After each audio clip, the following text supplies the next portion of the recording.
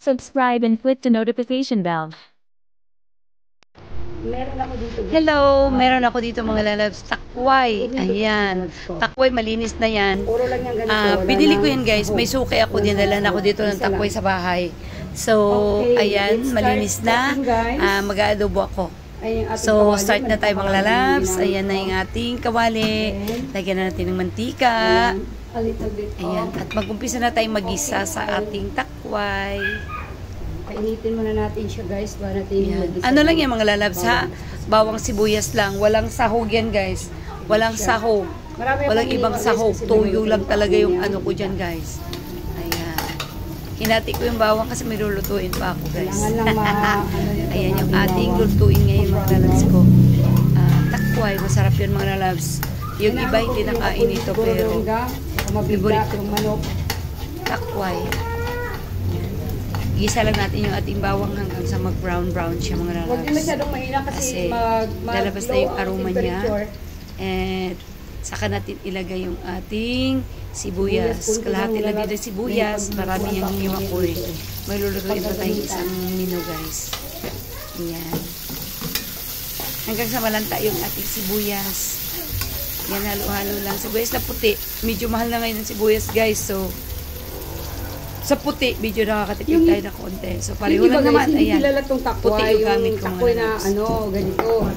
Now, ilagay na natin yung ating takway. Malinis na yun. Kakawin naman yung sikul niyan. Linis na yan, guys. Huwag lalahanin yung anghang. Marami kaya yan, guys. Takway is, ng gabi? Parang mga maraming dineliver sa akin yung suki ko eh. Masarap to. Pag may takway siya sa akin yan, dinadala. Alam niya, favorite ko. Kaya dinadala talaga sa akin yan pag may mga takway siya. Yan. O, di ba marami din? Kami lang ng mister ko kakain yan. Yung mga anak ko hindi nakain ito. Kami ng mister ko, favorito yan. Takot kang anghang na... Yung anak ko, yung mga anak ko hindi nakain yan. Ayaw nila yan guys. Takway. Pero kami ng mister is favorite. Favorite takway. Maglagay ako dito mga lalabs ng konting pampalasa. Gisa-gisahin lang muna natin yan mga lalabs Maglagay ko. tayo ng... Hindi pwede siyang halo ng halo guys. Kasi pag halo siya ng halo, kasabihan nila ay nangangagat. Nangangagat. Oo, kakati daw guys sa bibig. Pero hindi naman ako naniniwala. Pero sinusunod ko pa rin. Kasi wala sahog yan guys. Para may pampalasa tayo mga lalabs. Maglagay tayo ng maliit na nor cubes. Kurot lang mga lalabs ko ng nor cubes. Ang nilalagay ko dyan. Ayan yung ating kurot na nor cubes. Ayan. Then, halo-haloin lang natin yung mga lalabs. Hayaan muna natin siya ganyan. Maglagay pa tayo dyan, mga lalabs ko, ng ng pamintang durog. Ayan, yung pinong paminta. Pinong paminta yan, guys. Maglagay pa tayo ng konting magic. Ayan, magic lang. Painaan natin ng konti yung apoy din. Tatakpan muna natin mga lalabs. Balikan lang natin maya-maya, ha? Maglagay na tayo ng toyo mga lalabs. Hindi natin siya galaw ng galaw. Ayan na, haluin natin ulit kasi medyo natutuyo na rin yung ating mantika na absorb na ng ating takway guys. Maglagay tayo ulit yung dyan. Maglagay tayo ng toyo.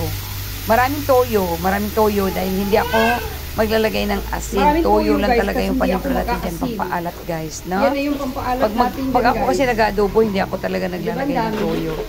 So, ayan lang yung ating pampalasa dyan, toyo. Titakpan natin ito ulit guys. Hanggang sa maluto siya mga lalabs. Ganyan lang. Ganyan lang halo guys. Hindi pwedeng sobrang halo ng halo, no? Ganyan lang. Din tatakpan natin ulit para mabilis siyang lumambot at ma-absorb niya yung ating nilagay na panlasa. Lalo na yung toyo. Ayan. Ano lang yan? Kaya muna natin siya dyan, nakumulo-kulo-kulo. Mag-moist dito guys, kasi tinakpan natin. Masarap yan guys, takway, promise. Pag may mga gabi kayo dyan, kuha kayo ng takway, subukan nyo. Masarap din to guys sa gata. Masarap din to ilagay sa laukoy. Yun, nilagay ko rin yan sa laukoy guys, yung takway na yan. Pag malambot na siya, diba? ibig sabihin, masarap yan, marami siyang luto guys. Pwedeng luto ng takway.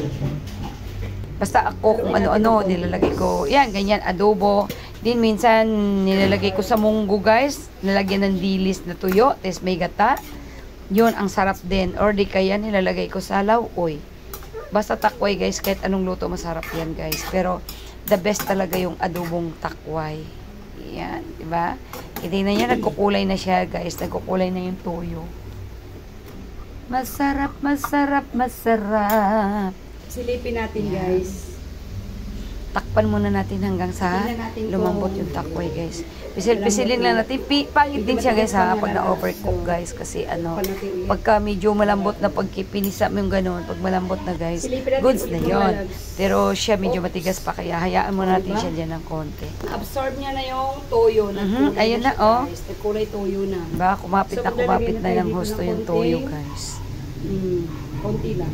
Sarap kaya nito mga lalabs. Then maglagay tayo dyan ng konting, ano guys, konting oyster sauce. Tayo nito ng pampalasa. Dagdag pampalasa yung I think oyster sauce.